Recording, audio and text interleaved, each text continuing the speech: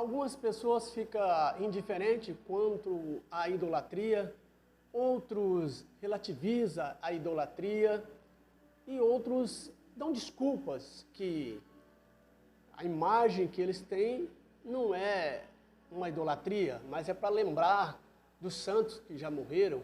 E assim, né, vão levando como se a idolatria fosse algo banal. Mas hoje nós vamos estudar a fundo o que é a idolatria e o que é um idólatra, tá? A lição veio para nos ensinar a respeito desse tema tão importante, idolatria. A paz do Senhor, meus queridos irmãos. Aqui quem está falando com vocês é o presbítero Celso Godoy.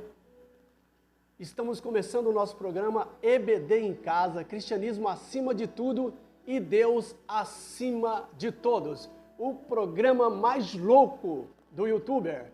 Louco, mas é claro, por Jesus. E já faço aqui meu apelo para você que não se inscreveu no canal, não se esqueça de inscrever para ajudar o nosso canal a crescer, tá ok? Compartilhe os vídeos, dá o seu joinha e assim você está cooperando conosco e nós com você trazendo subsídio das lições, né, desse lindo e abençoado trimestre, seriado de lições sobre o relacionamento em família. Pegue a sua caneta, pegue a sua Bíblia, a sua revista, o seu bloco de anotação e vamos para o nosso comentário da lição de número 4, que vai ser ministrada no próximo domingo, dia 23 de abril de 2023. O tema é ídolos na família. Né? Olha aí que tema maravilhoso e vamos hoje estudar a fundo esse tema. O texto áureo está em 1 João capítulo 5, versículo 21. Filhinhos, guardai-vos dos ídolos. Amém. Aqui é o apóstolo João dando o seu estudo, a sua instrução, o seu conselho, a sua advertência para a igreja de Éfeso, né? Certamente estava tendo problema ali de idolatria. Quem sabe tinha alguns idólatras ali, então ele dá essa advertência. Filhinhos, guardai-vos dos ídolos, tá? Só ensina, né, quando tem o problema. Então, se João ensinou sobre os ídolos, mencionou é porque estava tendo problema ali na igreja onde ele pastoreava. Verdade prática. A adoração a ídolos implica priorizar tudo aquilo que se coloca no lugar de Deus. Né? Não só coloca no lugar de Deus, mas como adora como um Deus. Tá? Isso é idolatria. Né? É colocar um objeto, né, uma pessoa, algo, né, no lugar de Deus e adorar. Né? Ou fazer aí como mediador, sendo mediador, adorando para que ele interceda, para que Deus possa, né, resolver o seu problema, entrar com solução naquilo que ele quer. Isso é idolatria. Deus não aceita competidor. Tá? Ídolos é um tipo de competição. O meu ídolo é maior do que o seu, o meu ídolo é melhor do que o seu, né? Nós vemos aí pessoas idolatrando jogadores, idolatrando times, né? Idolatrando cantores, e assim é uma competição. Agora Deus diz que além dele não existe outro Deus. Então Deus não aceita competição. E alguém ousou dizer que o maior ídolo que ele tem é Jesus Cristo. Está enganado. Jesus Cristo não é ídolo, ele é Deus. E você tem que adorá-lo. Ele não compete com ninguém, não há ninguém à altura para competir com Jesus. Ele é Deus e acabou. Eu sou. Antes que existisse dia, eu sou. Então, não tem para ninguém. Tá? Então, Deus não aceita nada para competir com ele e nem para pôr no seu lugar. E tudo que você fizer isso, Jesus disse, olha, se você amar mais o pai, ou a mãe, ou o irmão, ou a irmã, ou a família, mais do que eu, você não é digno de mim. Já é uma idolatria. Né? Quanto mais as outras coisas. E pessoas que amam dinheiro, né? Amam tantas outras coisas e põem Deus em segundo lugar. Ele não aceita. Ele não aceita. Não existe competição para Deus. Deus é Deus e deve ser adorado e não idolatrado. Só para começo aqui de estudo, né? para vocês verem que a lição será abençoada. Nossa lição, nós temos aqui a leitura bíblica em classe, está em Gênesis 31, versículos 17 ao 33, versículos 17 ao 19, o versículo 33 ao 35, livro de Juízes 17, capítulo 17, versículo 1 e versículo 3 ao 5. Nós temos duas histórias aqui, muito importante, sobre a idolatria. Nós temos a história de Rebeca, esposa de Jacó, e temos Mica, tá? Aí, alguns séculos depois do acontecimento desse episódio de Jacó, de Rebeca, né, sobre ídolo, alguns séculos depois, no livro de Juízes, então nós vemos Mica, né, um grande idólatra, né? Ele e a sua mãe. Fez até uma casa de idolatria, sendo eles judeus, né? Havia ali algo místico, né? Algo, um sincretismo religioso. Eles criam em Deus, mas também cria nos amuletos, cria também nos ídolos. Isso é muito perigoso. Será que tem crente hoje que está dessa forma? Se você amar mais o mundo do que a igreja, do que Deus, você é idólatra, né? Não ameis o mundo, nem o que há no mundo, porque o amor do Pai não está, tá, nessas coisas. Então, se você prioriza, né, ama mais o mundo, é um tipo de idolatria. Nós temos que renunciar ao mundo, renunciar às coisas banais dessa vida, sistema mundano, e pôr Deus em primeiro lugar, tá? Porque Ele não aceita competidor. Então nós temos aqui, não vamos fazer a leitura nesses textos para nós ganhar mais tempo para licionar, trazer mais subsídio para vocês. A nossa lição está dividida em 3 pontos, como vocês já sabem. Nosso comentarista é o pastor Elianai Cabral, um exímio, né, consultor teológico na CPAD, um homem de Deus, abasilado e aprofundado, né, nas Escrituras. E sem dúvida essa lição ela é promissora, tem muito aprendizagem aqui, tá? É dividido em 3 partes, né, a lição. O primeiro, os ídolos encontrados na tenda de Raquel. Segundo, um santuário de Deus na casa de Mica. Então nós vemos 2 histórias aí. E terceiro é a conclusão, né, o fechamento, certo? A idolatria dentro dos lares. Aí já vai falar conosco, né? Jogar para a nossa atualidade.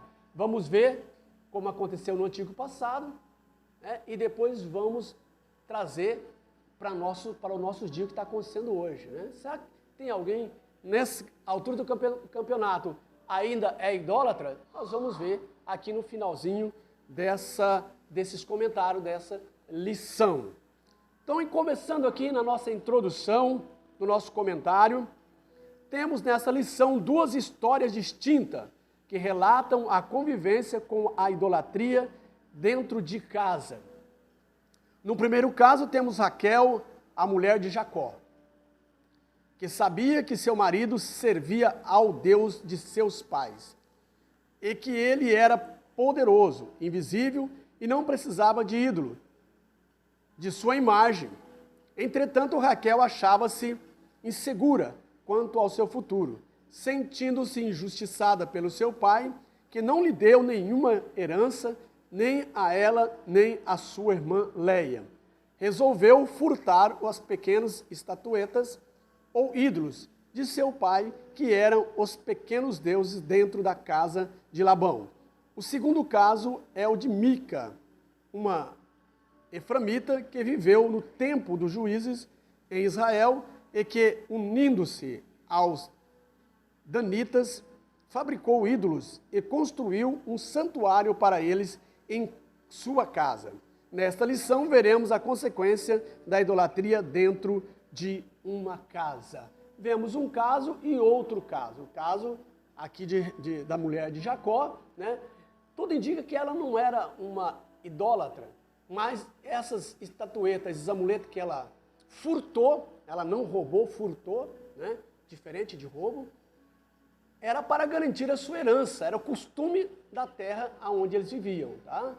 É para que ela futuramente, né, que o pai dela não tinha repartido herança entre elas, e ela tinha essa garantia. Acredito que não era para a idolatria, para adorar, certo? Porque até o seu marido havia, né, ensinado tanto ela como os filhos, e ele adorava um único Deus do céu, né? Então acredito que ela seguiu o caminho do pai. Mas o costume, né, a lei da terra era essa, que elas tinham que ter uma garantia, então ela furtou esses ídolos para garantir a sua herança e da sua irmã, Leia. Avançando nós para e no caso de Mica aqui, nós vemos que realmente era um idólatra, era judeu, ele e sua mãe, mas era idólatra. Eles faziam aqui um secretismo religioso, acreditava em Deus, mas também nos ídolos, né? Fizeram uma casa e ainda além disso, instituíram sacerdote da família para ministrar ali naquela casa de deuses, né? Então essas duas histórias interessantes que nós vamos aprender hoje. E no final estaremos trazendo para o nosso contexto, fazendo uma aplicação pessoal, uma aplicação atual para nossos dias. Primeiro ponto, os encontrados na tenda de Raquel. O primeiro ponto, a fuga de Jacó e sua família para a terra prometida. Depois de muitos anos de trabalhos para o seu sogro, Labão, tendo prosperado muito, Jacó resolveu voltar à terra de seus pais, em função dos ressentimentos que existiam entre ele e seu sogro. E não vendo possibilidade de liberação para viver sua própria vida, Jacó resolveu fugir das terras de Labão, sem falar nada a ninguém. Quando foi descoberto a sua fuga, Labão e seus filhos resolveram ir atrás dele para fazê-lo voltar. Gênesis 31, versículo 22 e 23. Todos nós, a maioria, já conhece a história de Jacó. Ele teve ali, enganou seu irmão, né, incentivado pela sua mãe, orientado pela sua mãe, e para não ser morto, né, e para fugir da aparência do mal, a sua mãe mandou ele para a casa do seu irmão Labão. Ele fez uma longa viagem, teve um encontro com Deus durante a caminhada, Deus falou com ele, ele viu uma escada que descia do céu à terra, anjo que subia e descia, fez ali um voto, né, uma promessa ali para Deus, dizendo que de tudo que ele ganhasse, ele daria o dízimo se Deus fosse com ele. E ele chega na terra da sua parentela, diferente de Esaú, que casou-se com mulher que não era da sua parentela. Jacó foi diferente, ele foi buscar uma esposa na sua própria parentela, Labão, que era irmão da sua mãe. Então ele saiu de Canaã e foi para Padã Arã, tá? Que estava no noroeste.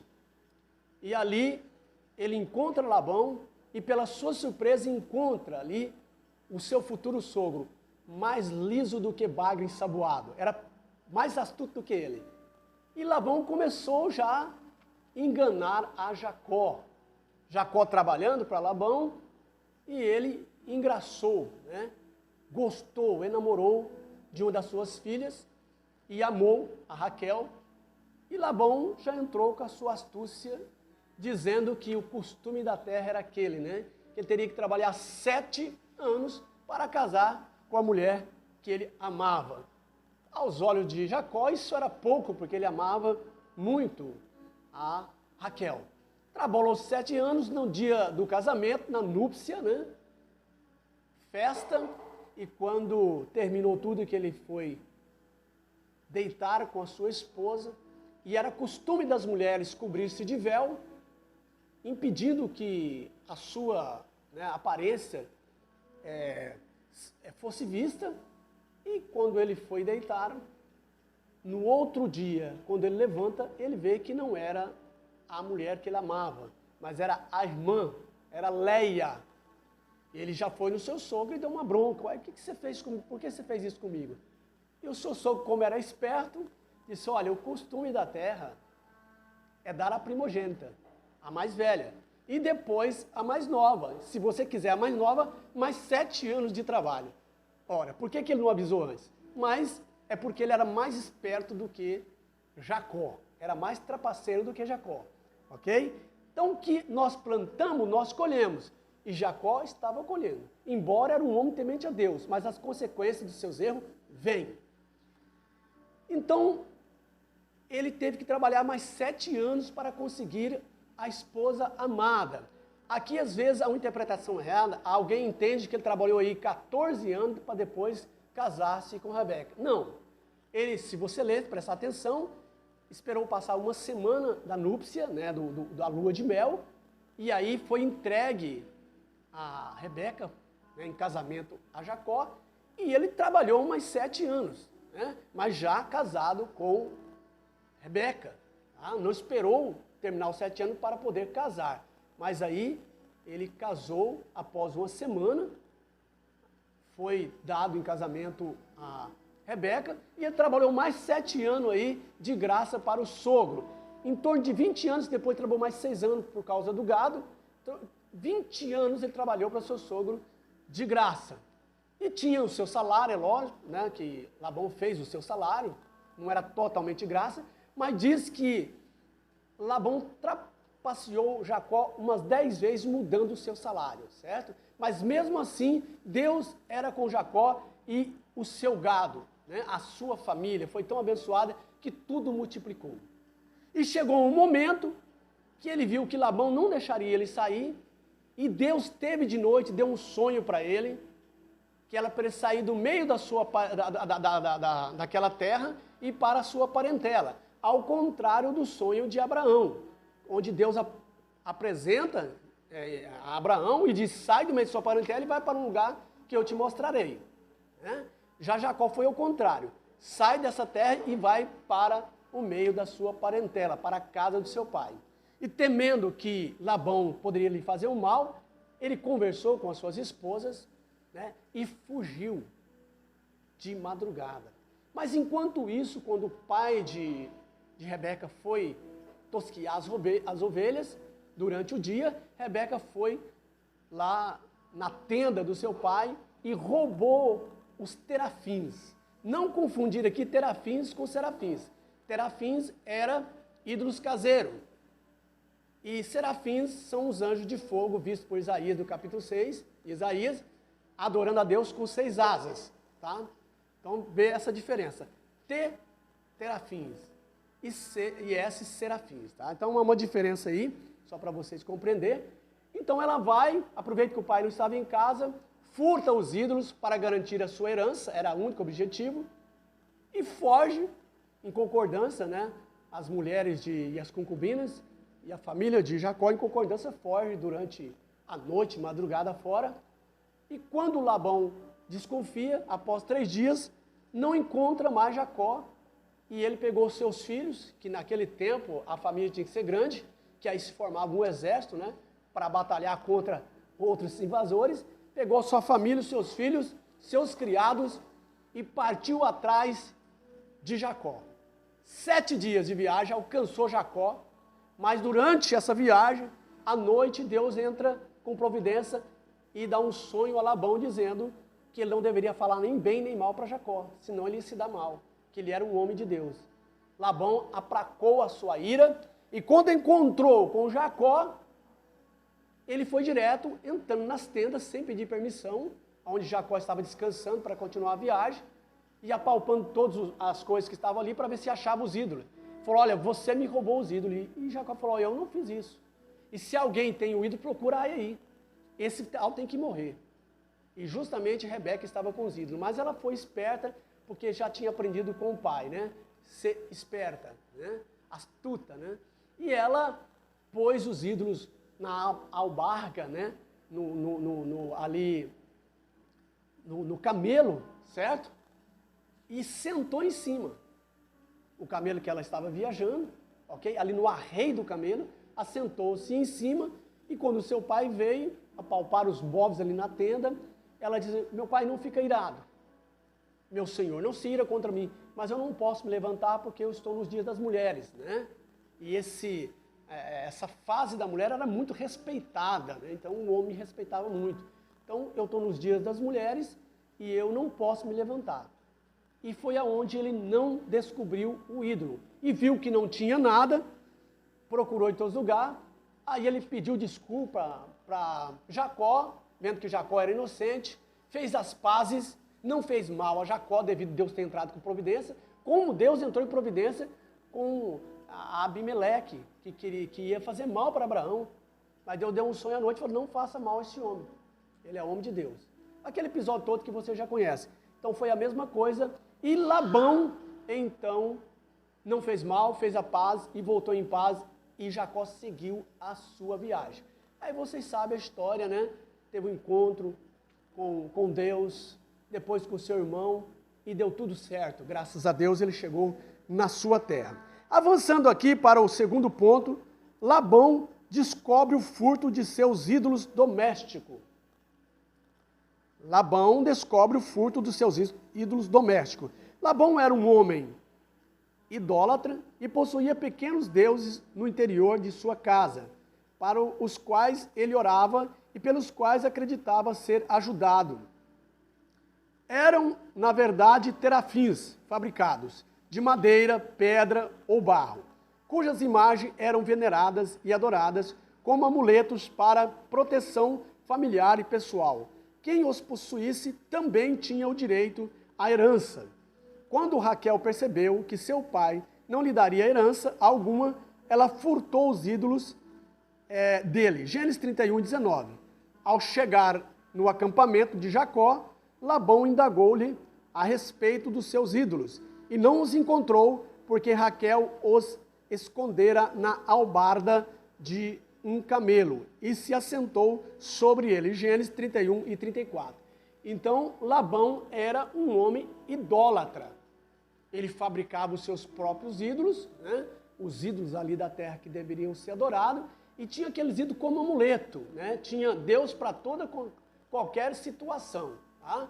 Para ficar rico, para ser protegido na família, né? Como nós vemos hoje, né? Deus para toda circunstância.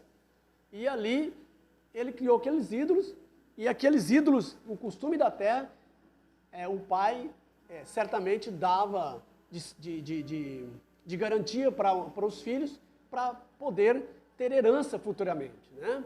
Mas como a Raquel viu que ele não ia fazer isso, então ela furtou os ídolos, né? Aqueles ídolos feitos em casa, chamados terafins, que é ídolo caseiro, e levou junto contigo. Quando Labão chega, não consegue encontrar, porque ela se assentou em cima e disse que estava nos dias das mulheres. E ele não ousou ali mandar levantar do camelo, né? Avançando para o terceiro ponto do primeiro tópico, Raquel usa a mentira para esconder o ídolo. Raquel sentou-se sobre os ídolos para que Labão não os encontrasse. Ela usou a justificativa de que estava no período menstrual para não se levantar de cima do camelo e, consequentemente, para o seu pai não encontrar os ídolos. Fica claro que, embora Labão acusasse Jacó de roubá-lo, foi sua filha Raquel que furtou os seus ídolos, e por isso o enganou, e Labão não encontrou os seus ídolos.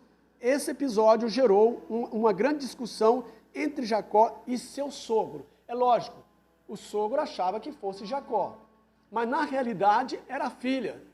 Isso aí já vem de pai para filha, de pai para filhos, né? A filha aprendeu com o pai ser astúcia, né? Ser esperta, e ela já tomou exemplo e roubou, né? Roubou não, a palavra certa, furtou, né? Roubo é mão armada, aqui é furto, né? Tomar posse daquilo que não é seu, das coisas que não é sua. Apossou-se daqueles ídolos e levou para a garantia sua, né?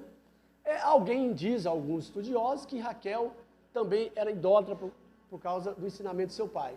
Mas outros acreditam que não, que aquilo ali era só uma segurança para a herança, mas ela havia... Mas mais tarde nós vamos ver que Jacó mandou pegar todos os ídolos que tinham, nos capítulos 39, por aí, de Gênesis. Raquel mandou a família pegar todos os ídolos que tinham, brincos, né? E enterrou no pé do carvalho, né? Porque havia idolatria no meio da família, certo? Certamente tinha alguns requisitos, mas tudo indica que Raquel fez aquilo não para idolatrar, mas para garantir a sua herança. Mas há, né, controvérsias aí, a discordância, alguns acreditam que era, outros dizem que não, mas tinha sim idolatria no meio da família de Jacó. Ele teve que fazer uma inspeção para Deus o abençoá-lo, continuar abençoando, tirando a idolatria, como tem hoje também em muitas igrejas, né? Mesmo crente, a gente vê pessoas que é apegado com coisas e pondo Deus em segundo lugar. Isso é idolatria. Então, avançando agora para o nosso segundo tópico da nossa lição, um santuário de Deus na casa de Mica. Veja bem aí, agora vemos aqui a idolatria ali na casa de Labão e também na família de Jacó, certo? Os ídolos caseiros, os terafins, e agora vamos ver a idolatria aqui na casa de Mica. Tá? Vamos ver aqui esse importante assunto. Primeiro ponto, a idolatria é o caráter antiético de Mica. A idolatria é o caráter antiético de Mica. Juízes 17, 1 e 4. Por quê? Caráter antiético. Porque ele era judeu, né? E agora ele faz o secretismo religioso aqui, ok? Apesar de um nome especial, cujo significado é quem é como o Senhor nosso Deus, olha que nome lindo, que significava Mica. Quem é como o Senhor nosso Deus. Esse era o significado do nome Mica. Porém, não tinha nada a ver com a personalidade de Mica. Ele era um idólatra, tá? Ele não correspondia com o seu nome. Um nome bíblico, mas porém ele era idólatra, tá? De mau caráter. Quem é como o Senhor nosso Deus? Esse é o significado do nome de Mica. Mica não correspondia à importância do nome que tinha, porque não honrava Deus em sua vida. Ele tinha uma família, embora o relato bíblico não cita a sua esposa, sua mãe vivia com ele e era muito rica. Tá? O povo que vivia na região montanhosa de Efraim tinha se corrompido por causa da idolatria e havia em Israel, de modo geral, um abandono total aos mandamentos da lei de Moisés.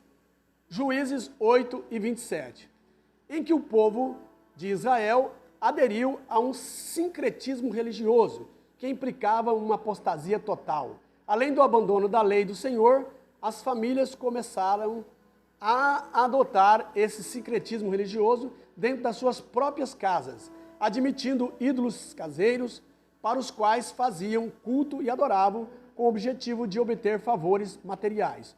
Os valores morais e éticos foram abandonados e Mica era fruto dessa corrupção moral. Por isso não foi difícil para ele roubar a própria mãe. Então nós vemos aqui que no tempo dos juízes, né, havia morrido aí Josué e depois os anciões. Então não havia mais ensinamento sobre a lei de Moisés, estava escasso. E cada um fazia segundo o que era bom aos seus olhos. Era um relativismo, é o que nós estamos vendo hoje. O que é certo é errado, o que é errado é certo. O relativismo tomou conta daquele povo ali. E eles começaram a seguir o padrão da terra, a idolatria. Cada um fazia o que era certo aos seus olhos. Tá? Porque não tinha reis, ainda não era um reino unificado. Havia morrido Josué, então não tinha mais referência. Deus levantava de vez em quando um juiz para tratar com o povo se arrependia, Deus defendia o povo, mas era dessa forma que estava vendo aquele povo. E aquele, esse homem chamado Mica, né, com secretismo religioso, e ele fabrica deuses e começa a adorar terafins, certo? E põe um altar a esses deuses. Ele e a sua mãe, sendo eles judeus, conhecedor da lei. Então, eles fazem essa mistura, né? Que nós podemos ver hoje, irmão. Nós podemos comparar aí que a igreja nos anos 90, as mensagens eram só sobre o arrebatamento. Quando chegou próximo ao ano 2000, tinha pessoas que vendeu casa, né, tirou dinheiro do banco, porque eles acreditavam que Jesus voltava no ano 2000. Né? Porque tudo aconteceu, né, de uma forma padrão. Desde a existência de Adão até o dilúvio, foi 2000 anos aproximadamente, ou um pouco mais. E desde o dilúvio até Jesus, foi mais 2000 anos, um pouco mais. E de Jesus até nós, quando ia completar 2000 anos do nascimento de Jesus, todo mundo acreditava que Jesus voltaria naquela data. E muitas pessoas desfizeram dos seus bens, venderam casa, mas ficaram decepcionados porque Jesus não voltou. Né? Jesus vai voltar, nós cremos que ele vai voltar. Né? Se nós entrarmos aqui na parábola do bom samaritano, nós vamos ver. Jesus deu 2 denários para que cuidasse, né? O hospedeiro cuidasse daquele homem que estava quase morto. O hospedeiro ali é o Espírito Santo, a hospedaria é a igreja, tá? E o homem caído, moribundo, somos nós que estávamos perdidos, a humanidade perdida, e que foi resgatada por Jesus e hoje espera a sua volta. E ele falou, eu te pago, vou te pagar 2 denários, o que passar disso eu te pagarei depois. Está passando um pouco mais de 2000 anos. Os 2 denários significa 2000 anos. Tá? E o que passares eu te pagarei. Jesus estava dizendo, por causa dos escolhidos e de muitos que há de são salvar, eu vou passar de 2000 anos. Ou seja, vai ter hora extra. O Espírito Santo está fazendo hora extra, ok? Então Jesus está demorando. Parece que ele está demorando, mas ele vai vir na hora certa. Mas é por causa de mim, é por causa de você, é por causa dos nossos pais, que Deus não quer que se percam. E ele está, então, dando um tempo para que as pessoas se arrependam. Mas ele vai voltar, né? E nós devemos estar preparados a todo momento, porque a qualquer momento ele vai voltar. Tá? Está passando. Já faz muitos anos que ouço que Jesus vai voltar. E não voltou até hoje. Mas ele vai voltar. Tá? Ele diz, te darei 2 denários. O que passares disso, eu te pagarei. Então, o Espírito Santo está fazendo hora extra. Está passando, mas Jesus está às portas para buscar o seu povo. Eu acredito que você entendeu a minha colocação aqui da parábola do bom samaritano. Né? Então, nós, nos anos 90, pregávamos, eu me lembro, né, já era nascido, a mensagem era só a volta de Jesus, não pregava outra coisa. Todo mundo estava esperando Jesus voltar a qualquer momento. Mas depois que passou os 2000 anos, né, aí começou a teologia, a pseudo-teologia da prosperidade. O diabo não brinca.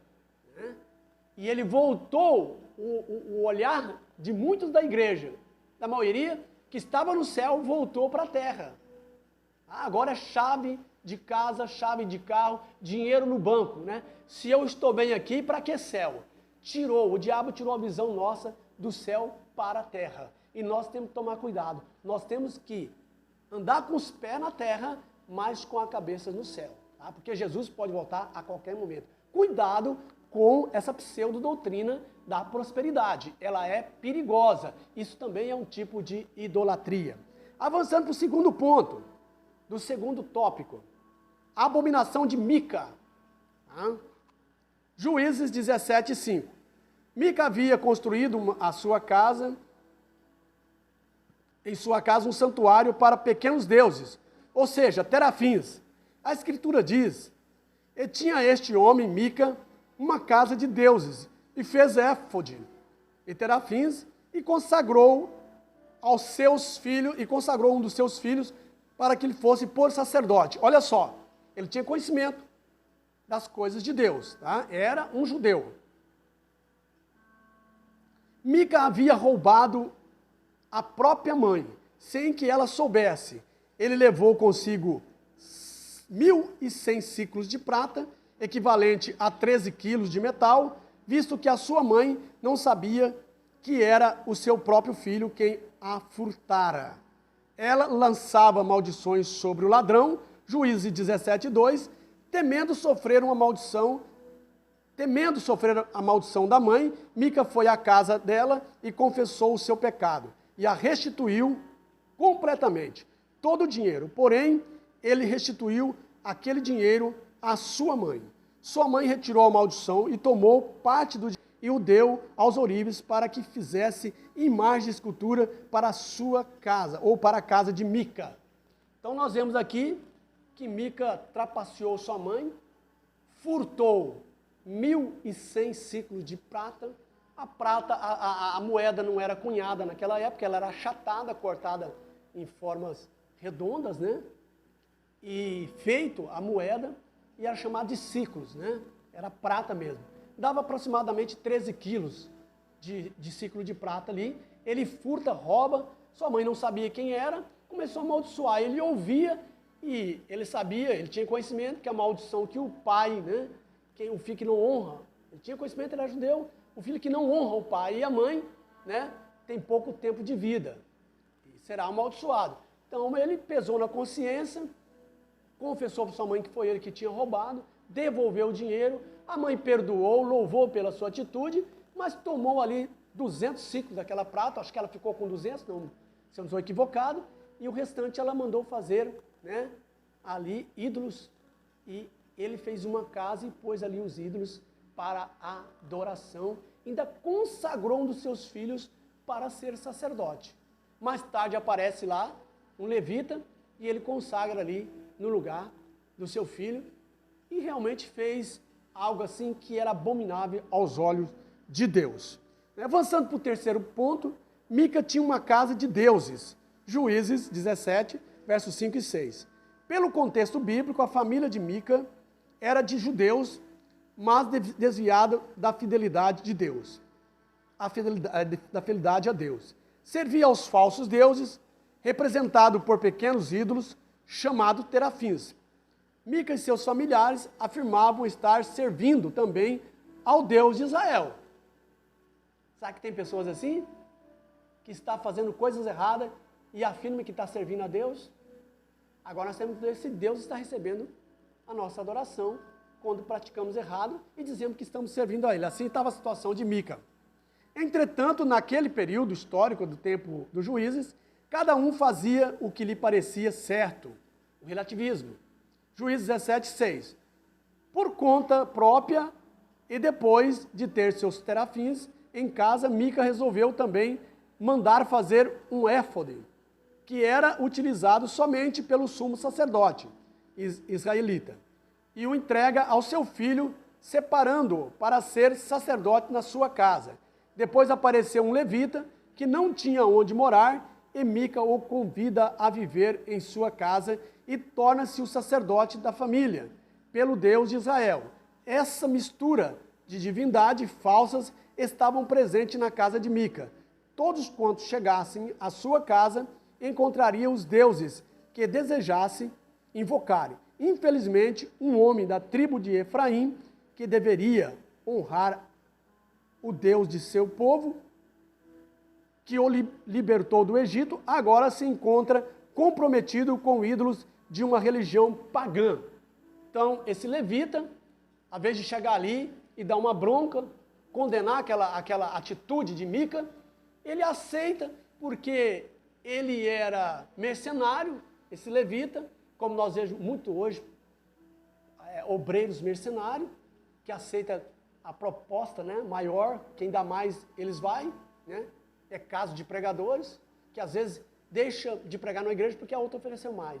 Aqui a situação era desse levita. Mica ofereceu um bom salário para ele, não me lembro mais agora, não vou me lembrar, mas parece que era 10 ciclos de prata, não me lembro se era anual ou mensal, para ele exercer esse cargo, porque ele era levita. Ele aceitou, mesmo sabendo que aquilo dali era abominável aos olhos de Deus, mas ele queria dinheiro.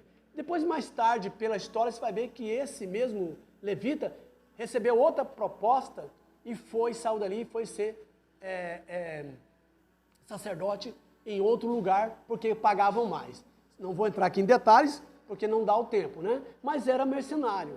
Tá? Como nós vemos muitos obreiros mercenários hoje, né? Aceitando proposta por causa de dinheiro e não rejeitando, né, por temor a Deus. Foi o caso dele aqui. Aceitou a ser levita na casa de Mica,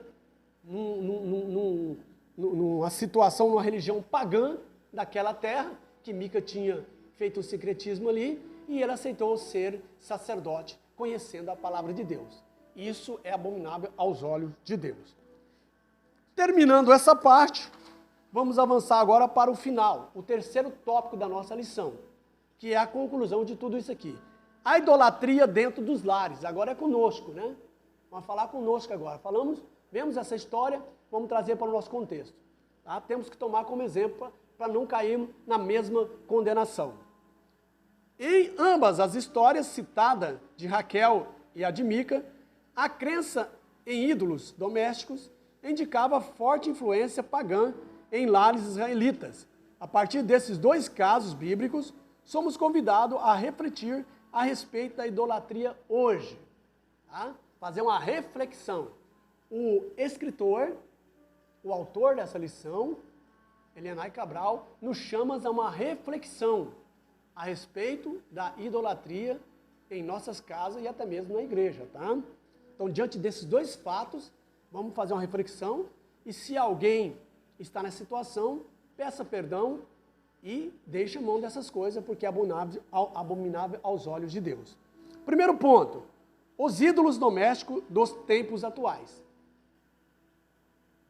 O apóstolo João enfrentou em seu ministério um problema com ídolos caseiros de famílias cristãs que tinham dificuldades em abandoná-los. Por isso o apóstolo aconselhou: filhinhos, guardai-vos dos ídolos. 1 João 5:21. Para uma pessoa não crente em Cristo, a vida cristã é irreal, já que o que se vive no mundo vive-se pelo que se vê e sente, e não pelos que a vida cristã exige. Ora, os ídolos são temporários e representam aquilo que é falso e vazio, porque são enganosos. Qualquer coisa pode se tornar um ídolo dentro de casa, como por exemplo, um emprego, um carro, um dinheiro, um filho, um pai ou uma mãe. Um estilo de vida. Ora, como identificar idolatria dentro e fora de casa? Tudo aquilo que requer lealdade e honra acima de Deus se constitui idolatria. Paulo escreveu aos Coríntios: o ídolo nada é no mundo. 1 Coríntios 8:4. Por isso é um perigo endeusar pessoas colocando-as na posição ou acima do próprio Deus. Diante dessa colocação do autor, eu quero contar aqui um testemunho. Eu e minha esposa evangelizamos um garoto por um ano mais ou menos. Nós trazíamos para a igreja, ele morava em outro bairro, longe do nosso, buscavam ele na casa dele, traziam para a igreja, às vezes ele posava em casa, no outro dia levava ele para a casa dele, e foi isso durante um ano evangelizando. Os pais dele eram de uma outra igreja, que não tinha nada a ver com crente, né? Não era católico, mas era parecido, não vou me lembrar o nome da igreja, mas era uma igreja muito estranha. E esse menino deu ouvido à nossa pregação, né? O Espírito Santo começou a trabalhar na vida dele, e ele era adepto, seguidor de Harry Potter. Tá? Não sei se a pronúncia está certa, é em inglês, né? Harry Potter. HarryPetty,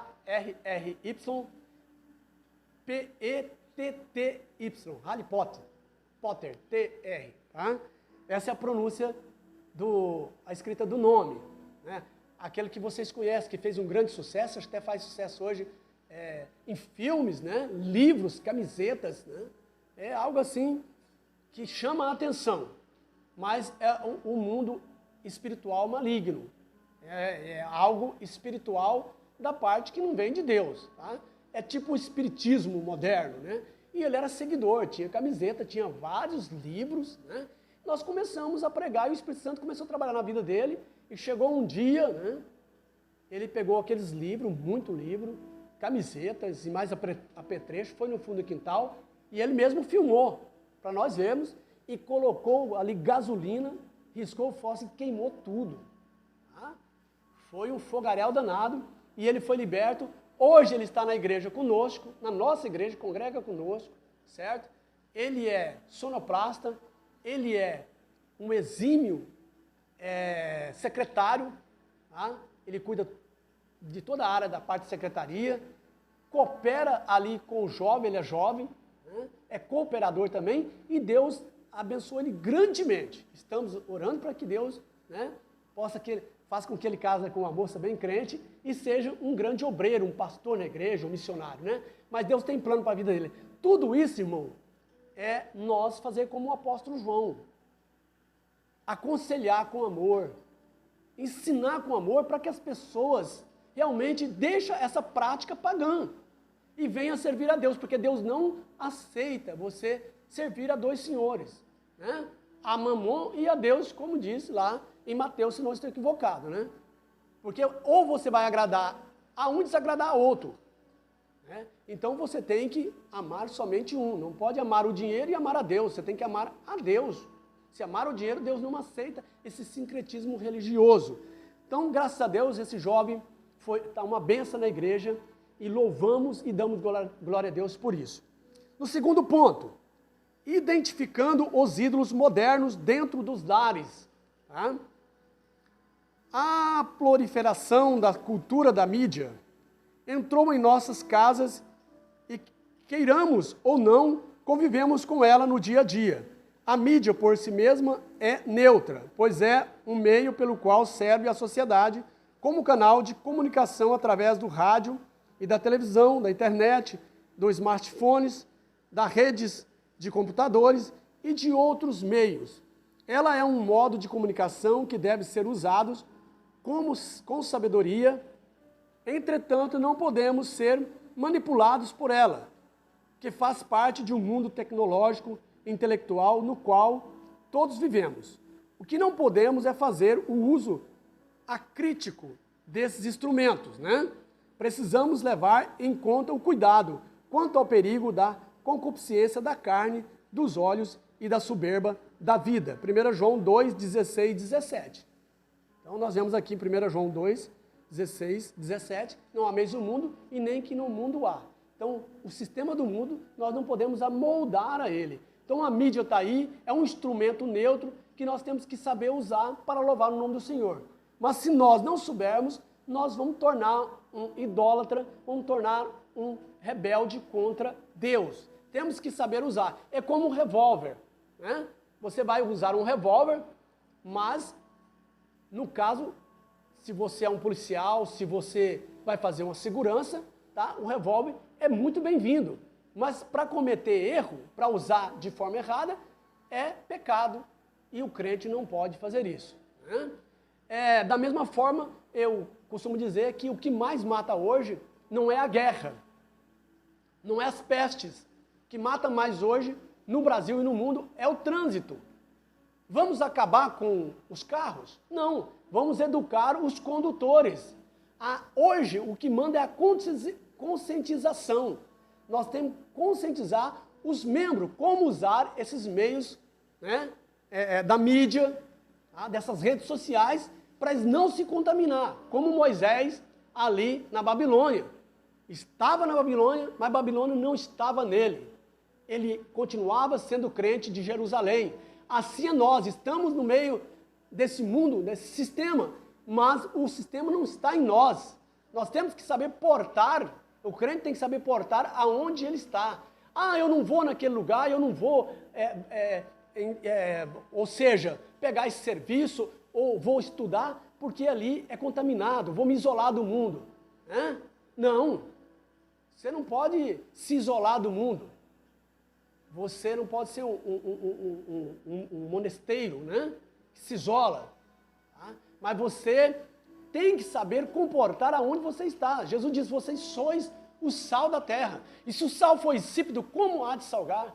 Vós sois a luz do mundo. Então você tem que brilhar onde você está, sem se contaminar. Aí vem o exemplo da garça, né, que tem as penas branquinhas e não suja, andando no meio da lama. Assim tem que ser o crente, né? Prosperar e brilhar em meio a esse mundo tenebroso, mas não se contaminar com ele. Ser exemplo. Tá?